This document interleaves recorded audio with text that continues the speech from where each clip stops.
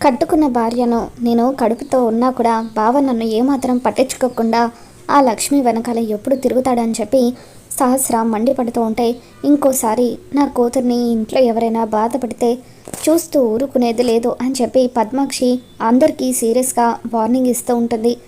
వదిన, ఇప్పుడు ఏం జరిగిపోయిందని, ఎందుకలా నువ్వు అందరి మీద కోప్పడుతున్నావు వదిన, సహస్రకు ఏం తక్కువ చేస్తున్నామని చెప్పి తనని అందరం జాగ్రత్తగానే చూసుకుంటున్నాం కదా అని యమున అంటూ ఉంటుంది. చూసుకుంటున్నాం కదా అని అలా మాటల్లో అంటే సరిపోదు కదా యమున, అసలు నా కూతురు ఏం తింటుంది, కడుపుతో ఉన్న పిల్లకు ఏదైనా తినాలనిపిస్తుంది చేసి పెట్టాలని ఎవరైనా ఈ ఇంట్లో ఆలోచిస్తున్నారా? ఎంతసేపటికి ఈ లక్ష్మికి ఏ పొజిషన్ ఇద్దామో, దాన్ని ఎంత బాగా చూసుకుందామని ఈ పని మనిషి గురించి ఆలోచిస్తున్నారు, కానీ నా కూతురు గురించి మాత్రం ఎవరూ కూడా ఆలోచించడం లేదు. ఇదే మీ అందరికీ లాస్ట్ వార్నింగ్.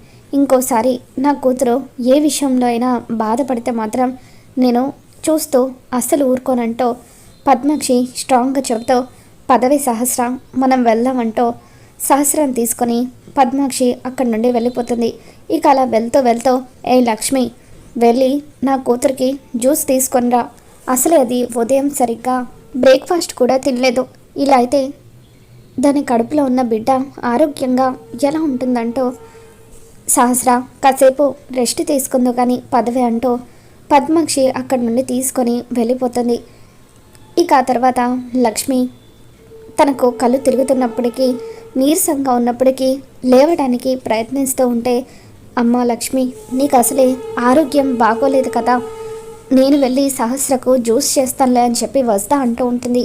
ఇక దాంతో అంబిక, అక్క, మాటి మాటికి మీరంతా కూడా ఈ పని మనిషిని ఎందుకు వెనకేసుకుని వస్తున్నారో నాకు అర్థం కావడం లేదు.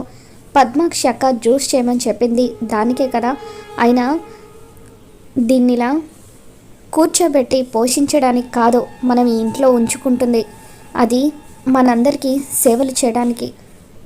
ఇలా నీరసంగా ఉందని పని తప్పించుకోవాలని ప్రయత్నించకు, వెళ్ళి సహస్రకి జ్యూస్ చేసి ఇవ్వు అని చెప్పి అంబిక అక్కడి నుండి వెళ్ళిపోతుంది.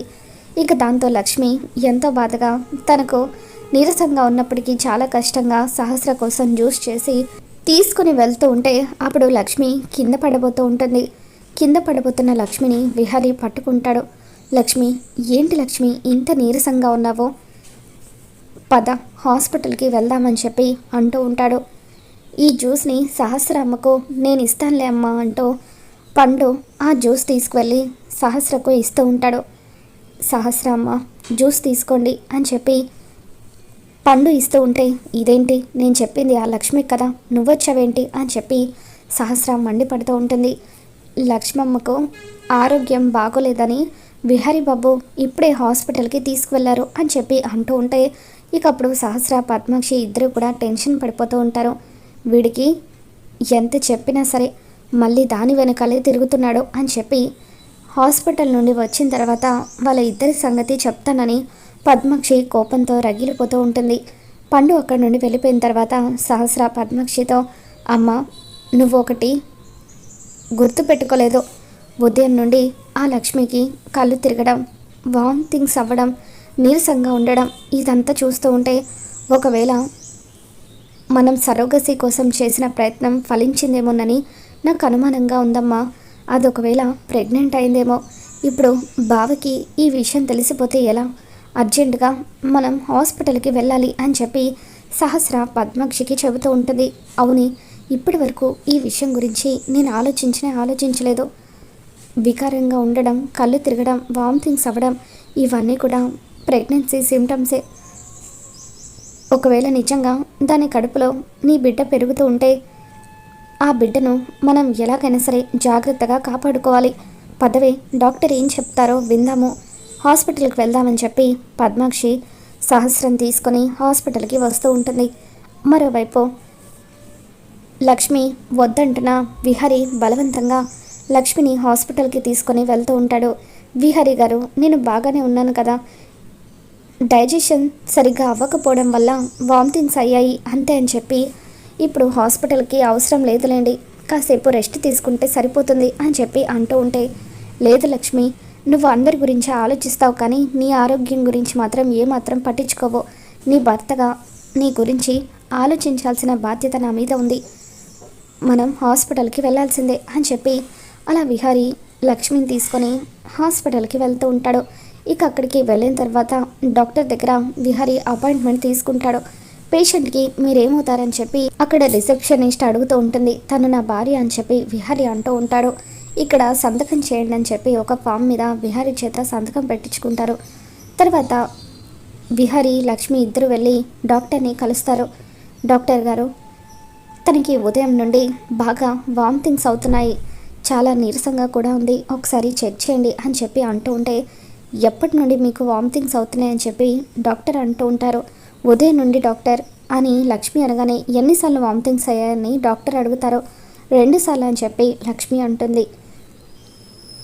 తర్వాత డాక్టర్, నేను మిమ్మల్ని కొన్ని ప్రశ్నలు అడుగుతాను అంటూ లక్ష్మిని కొన్ని ప్రశ్నలు అడుగుతూ ఉంటారు. పుల్లగా ఏమైనా తినాలనిపిస్తుందా అని చెప్పి డాక్టర్ అడగడంతో, అవును డాక్టర్, నోరంతా ఏం తిన్నా సరే అస్సలు సహించడం లేదు, అదోలా ఉంటుంది అని లక్ష్మి అనగానే వెంటనే డాక్టర్ నర్సుని పిలిచి ఈ అమ్మాయికి ఈ టెస్టులు చేయించండి అని అంటూ ఉంటారు. ఇక దాంతో లక్ష్మిని నర్స్ టెస్టులు చేయించడానికి లోపలికి తీసుకొని వెళ్తారు.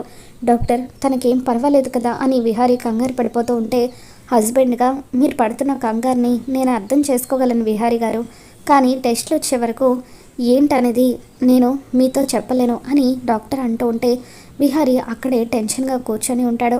మరోవైపు పద్మాక్షి, సహస్ర ఇద్దరు కూడా హాస్పిటల్కి బయలుదేరి వస్తూ ఉంటారు. అమ్మ, బావ దాన్ని హాస్పిటల్కి తీసుకువెళ్ళాడు, కానీ ఏ హాస్పిటల్కి తీసుకువెళ్ళాడో తెలియడం లేదు, ఎలా అని చెప్పి అంటూ ఉంటే, ఒకసారి విహారీకి ఫోన్ చేయవే అని పద్మాక్షి అంటూ ఉంటుంది. దాంతో సహస్ర విహారీకి ఫోన్ చేస్తుంది. బావా, లక్ష్మిని హాస్పిటల్కి తీసుకువెళ్ళామని పండు చెప్పాడు, ఇప్పుడు తనకి ఎలా ఉంది బావా అని చెప్పి అంటూ ఉంటే, ఇప్పుడే డాక్టర్ టెస్టులు చేయడానికి తనని లోపలికి తీసుకుని వెళ్ళారు అని చెప్పి విహారీ అంటూ ఉంటాడు. ఇంతకీ ఏ హాస్పిటల్లో బావా తనకి నువ్వు చూపించేది అని సహస్ర అంటూ ఉంటుంది. కేకి హాస్పిటల్స్ అని చెప్పి విహారీ అంటాడు. ఇక దాంతో సరే బావా, జాగ్రత్త అని చెప్పి సహస్ర ఫోన్ పెట్టేశాక, అమ్మ, బావా మనం రెగ్యులర్గా వెళ్ళే హాస్పిటల్కి కాదు లక్ష్మిని తీసుకువెళ్ళింది, కేకే హాస్పిటల్స్కి తీసుకువెళ్ళాడట, త్వరగా మనం అక్కడికి వెళ్ళాలి, డాక్టర్ తనకి టెస్టులు చేయడం కూడా మొదలు పెట్టేశారట, ఎట్టి పరిస్థితుల్లోనూ బావకి ఈ విషయం తెలియకూడదు అని చెప్పి సహస్ర పద్మాక్షితో అంటూ ఉంటుంది. అలా సహస్ర, పద్మాక్షి ఇద్దరు పరుగు పరుగున హాస్పిటల్కి వస్తారు. మరోవైపు టెస్టులు పూర్తయిన తర్వాత లక్ష్మి తన దగ్గరున్న స్లిప్ వైపు చూస్తూ, ఎలాగైనా సరే యమునమ్మ గారి జీవితాన్ని నాశనం చేయాలని చూస్తున్న వ్యక్తి, కుటుంబానికి నష్టం కలిగించాలనుకుంటున్న వ్యక్తి ఎవరో కనిపెట్టాలి.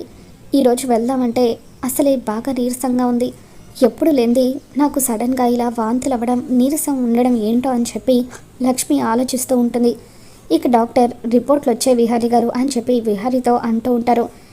ఏంటి డాక్టర్, రిపోర్ట్స్ అన్నీ నార్మల్గానే ఉన్నాయి కదా, తనకేం కాలేదు కదా అని చెప్పి విహారీ అడుగుతూ ఉంటే, ఏం కాలేదు విహారీ గారు, కంగారు పడాల్సిందేమీ లేదు, నేను ఎక్స్పెక్ట్ చేసినట్టుగా తను ప్రెగ్నెంట్, రిపోర్ట్స్లో కూడా అదే వచ్చింది, తనకిప్పుడు 3వ నెల, ఇక మీదట మీరు తనని చాలా జాగ్రత్తగా చూసుకోవాలి, టైంకి హెల్దీ ఫుడ్ తీసుకుంటూ ఈ ట్యాబ్లెట్స్ వాడుతూ ఉండాలి, అప్పుడే తన కడుపులో ఉన్న బిడ్డ ఇద్దరు కూడా ఆరోగ్యంగా ఉంటారు, ఇప్పటి నుండి ప్రతి నెల మీరు చెకప్కి రావాల్సి ఉంటుంది అని చెప్పి డాక్టర్ అనగానే ఇక అప్పుడు విహారీ ఎంతగానో ఆనందపడిపోతూ, thank you doctor, thank you so much అంటూ బయట వెయిట్ చేస్తున్న లక్ష్మి దగ్గరికి వచ్చి లక్ష్మిని ఎత్తుకొని గిరగిర తిప్పుతూ, లక్ష్మి, మనమిద్దరం తల్లిదండ్రులం కాబోతున్నాం లక్ష్మి, మన పుట్టబోయే బిడ్డే మన ఇద్దరిని కలపబోతుంది అని చెప్పి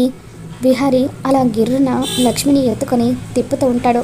ఇంతలో సహస్ర, పద్మాక్షి ఇద్దరు కూడా అక్కడికి వస్తారు.